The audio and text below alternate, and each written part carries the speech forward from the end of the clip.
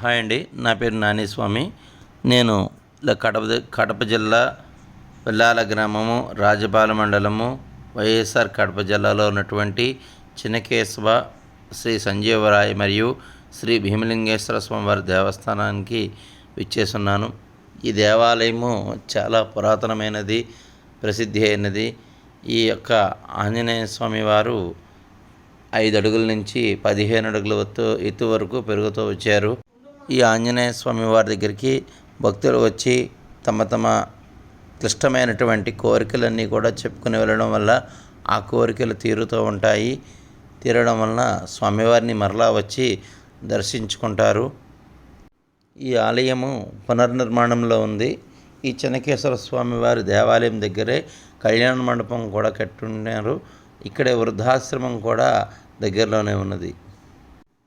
ఈ ఆలయం దగ్గర స్టే చేయడానికి అవకాశం లేదు, కావున దీనికి దగ్గరలో ప్రొద్దుటూరు ఉంది. ప్రొద్దుటూరు అనే ఊరిలో మీరు స్టే చేయొచ్చు. అన్ని వసతులు అక్కడ దొరుకుతాయి. దేవాలయం నుంచి ప్రొద్దుటూరుకి 20 కిలోమీటర్ల డిస్టెన్స్ ఉంటుంది.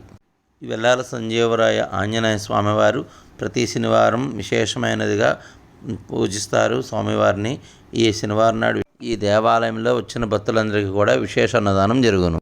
ఈ వెల్లాల సంజీవరాయ ఆంజనేయ స్వామి దేవాలయం చిన్నకేశ్వర స్వామి ఆలయం ప్రక్కనే శ్రీ శ్రీ శ్రీ పార్వతీ సమేత శ్రీ భీమలింగేశ్వర స్వామివారు మరియు శ్రీ వీరభద్రస్వామివారు దేవాలయము, ఆ పక్కనే శ్రీ లక్ష్మీనరసింహ స్వామివారి దేవాలయం కూడా ప్రసిద్ధి నెలకొని ఉన్నది.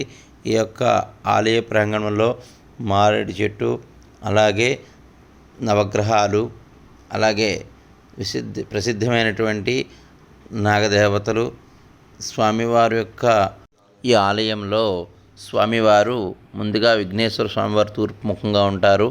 అలాగే వీరభద్రుడు ఉత్తరముఖంగా ఉంటాడు. అలాగే స్వామివారు శ్రీ భీమలింగేశ్వర స్వామివారు తూర్పుముఖంగా ఉంటారు. అమ్మవారు మట్టుకు విశేషంగా దక్షిణముఖంగా ఉండడం వల్ల ఈ యొక్క అమ్మవారు చాలా ప్రసిద్ధమైనటువంటిది. విశేషమైనటువంటి యొక్క కృపా కటాక్షంతో అమ్మవారు వచ్చిన భక్తులందరికీ కూడా అమ్మవారి యొక్క అభయహస్తంతో వారి యొక్క సమస్యలన్నీ కూడా తీరుతూ ఉంటాయి. కాత్యాయనాయ విద్మహే కన్యాకుమారి ధీమహి తన్నో దుర్గి ప్రచోదయాత్.